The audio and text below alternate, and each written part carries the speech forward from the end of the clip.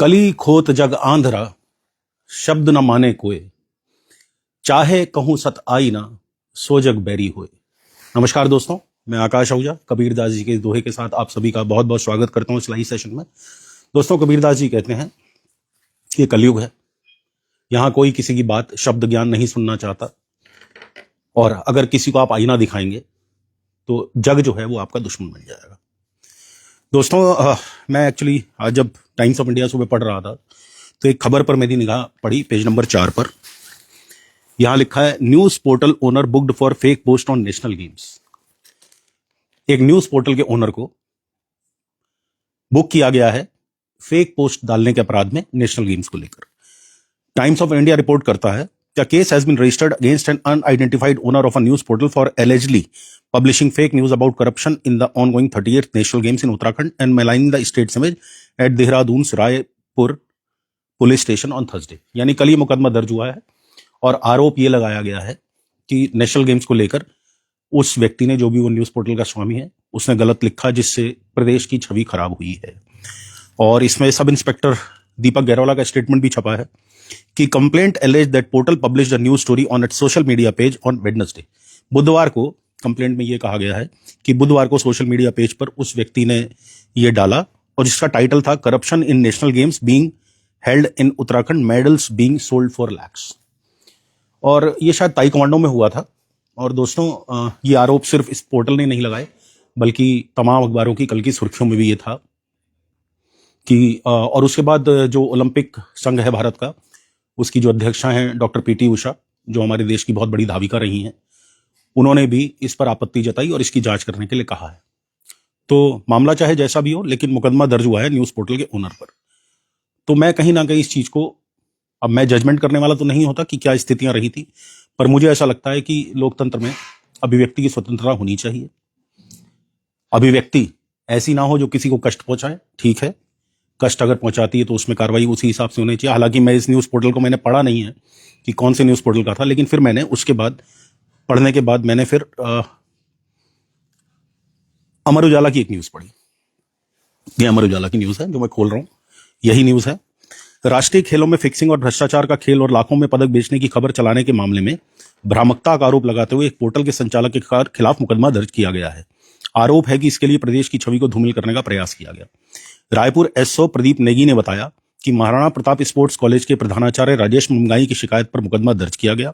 बताया कि 5 फरवरी को सोशल मीडिया प्लेटफॉर्म पर एक पोर्टल के संचालक ने राष्ट्रीय खेलों के लोगों के साथ, जो मैस्कॉट है हमारा मोनाली, उसके साथ मुख्यमंत्री पुष्कर सिंह धामी की फोटो लगाते हुए खेलों में फिक्सिंग और भ्रष्टाचार के खेल की भ्रामक खबर चलाई। आरोप है कि झूठ व भ्रम फैलाते हुए पदकों की कीमत का भी उल्लेख किया गया। इससे खिलाड़ियों और उनके समर्थकों के साथ प्रदेश की छवि को धूमिल करने का प्रयास किया गया है। शिकायत पर रायपुर पुलिस ने मुकदमा दर्ज कर जांच शुरू कर दी है। और मुझे ऐसा लगता है दोस्तों, अगर मैं गलत नहीं हूं तो कल सभी जो राष्ट्रीय हमारे अखबार हैं हिंदी के, और अब इंग्लिश का भी मैंने आपको दिखा दिया, टाइम्स ऑफ इंडिया, उनमें सभी में एक खबर थी कि पदकों को लेकर कुछ हुई है लेन देन की बातें, और इसमें कोच और काफी लोग इन्वॉल्व भी थे। मैं मानता हूं कि प्रदेश की छवि धूमिल हुई है इससे, लेकिन किसने की? जो लोग इन्वॉल्व हैं करप्शन में, उन्होंने, या जिसने ये खबर चलाई उसने? इस हिसाब से तो अगर चला जाए तो सत्यता कभी सामने नहीं आएगी। मुझे एक क्या कहते हैं, ये ध्यान में आ रहा है कि लोकतंत्र में हमेशा कहा जाता है कि अभिव्यक्ति की स्वतंत्रता, जो किसी को कष्ट ना पहुंचाए। तो इससे किसको कष्ट हुआ होगा मैं नहीं जानता, लेकिन मुकदमा दर्ज हो गया, और हो सकता है ये सब बोलने के बाद मुझ पर भी मुकदमा दर्ज हो जाए फिर से। पहले भी एक हो चुका, आप लोग जानते हैं। लेकिन मुझे ऐसा लगता है इस तरह की बात सामने आनी चाहिए। अगर फ्रीडम ऑफ एक्सप्रेशन नहीं होगा तो आप लोगों को कहां से सूचना मिलेगी, कहां से जानकारी मिलेगी? कैसे आप लोग जान पाएंगे कि क्या गलत हो रहा है, क्या सही हो रहा है?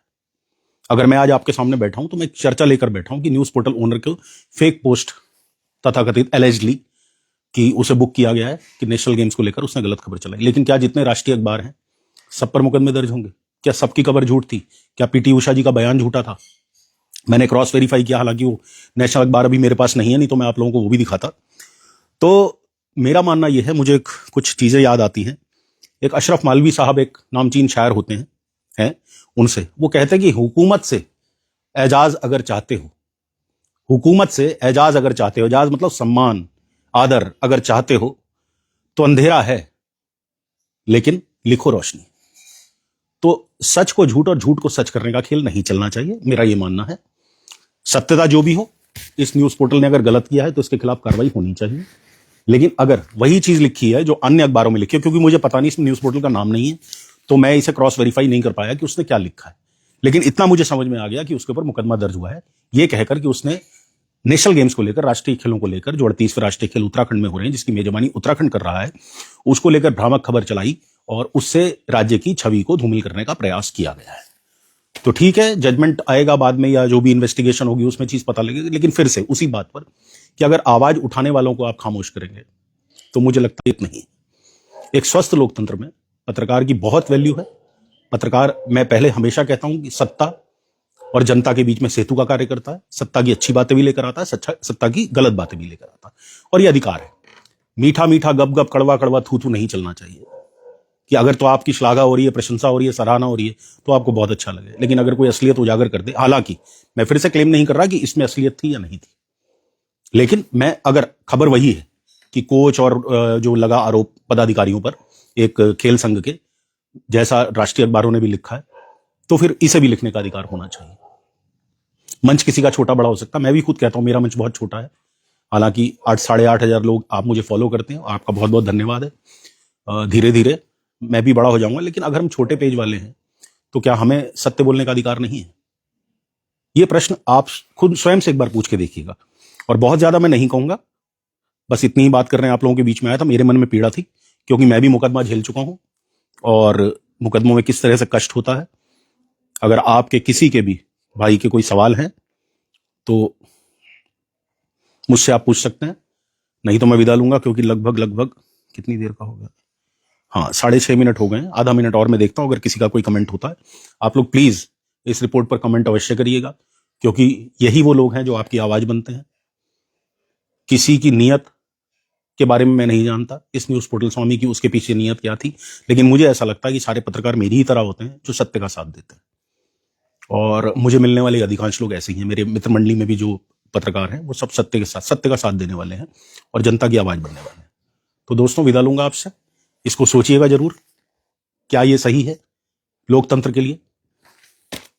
कि अगर, जैसे मैंने मालवीय साहब का शेर पढ़ा था कि अगर सत्ता से एजाज चाहते हो तो अंधेरा है, लेकिन कमेंट करके बताइएगा अपनी राय, आपकी क्या राय है इसमें। और सेकेंडली, मेरी कमियां मुझे जरूर बताइएगा, ताकि मैं उन कमियों को दूर करूं और बेहतर पत्रकार के रूप में आपके सामने आ सकूं। और मेरे पेज को प्लीज लाइक और फॉलो अवश्य करिए, आप लोगों का स्नेह ही मेरी सबसे बड़ी ताकत है। तो अगली चर्चा तक के लिए आपसे विदा लेता हूं, बहुत बहुत धन्यवाद।